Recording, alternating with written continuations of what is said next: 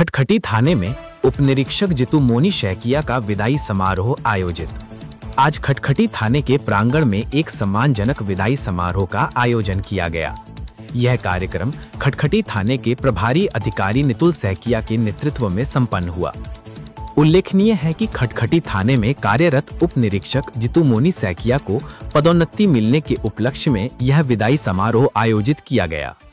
इस अवसर पर खटखटी थाने के प्रभारी अधिकारी नितुल सैकिया, डीएसपी अरूप कुमार बैस्य, खटखटी थाना नागरिक समिति के प्रतिनिधि, गांव रक्षा बल के सदस्य और स्थानीय पत्रकार उपस्थित रहे।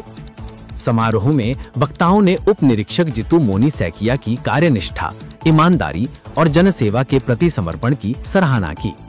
खटखटी थाने से पदोन्नति प्राप्त करने के बाद सैकिया अब डिलाई थाने के प्रभारी अधिकारी के रूप में कार्यभार संभाल चुके हैं। कार्यक्रम के अंत में खटखटी थाने के समस्त स्टाफ और उपस्थित लोगों ने उप निरीक्षक जितू मोनी सैकिया के उज्जवल भविष्य और सफलता की कामना की। रिपोर्ट मोइनुल हुसैन ओझा, खटखटी, पब्लिक टीवी असम।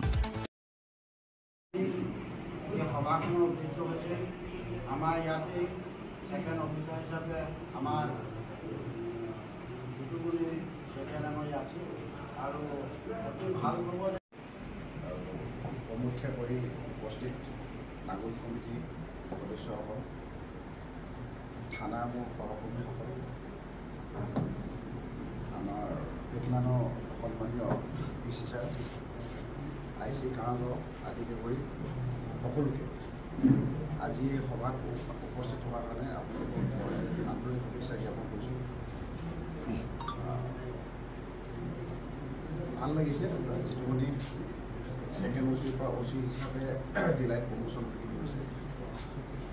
আমাৰ ফালৰ পৰা আমাৰ ফালৰ পৰা সদায় শুভকামনা থাকিব।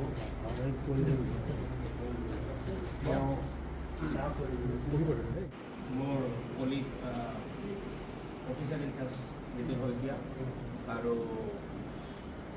অন্যান্য অফিচাৰসকল আৰু ইয়াত উপস্থিত নাগৰিক কমিটি আৰু বিডিপিৰ বিষয়ববীয়াসকল, আপোনালোকৰ যি আগৰ পৰা মিটিংখন চলাই নিছে এই ক্ষেত্ৰত ফেৰৱেল দিয়াৰ কাৰণে ভাল লাগিছে।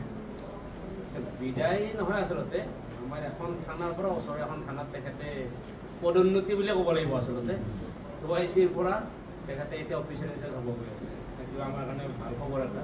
আমাৰ থানাৰ এজন মানুহৰ তেখেতে আৰু কৰ্মক্ষেত্ৰখন ডাঙৰ হ'ল আৰু দায়িত্ব বাঢ়িল।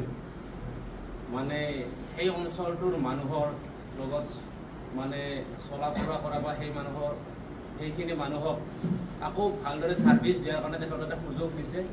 মই ভাবোঁ তেখেতে সেই সুযোগটো ভালদৰে গ্ৰহণ কৰি মানুহৰ হকে কাম কৰিব। ঠাইখনৰ যিবিলাক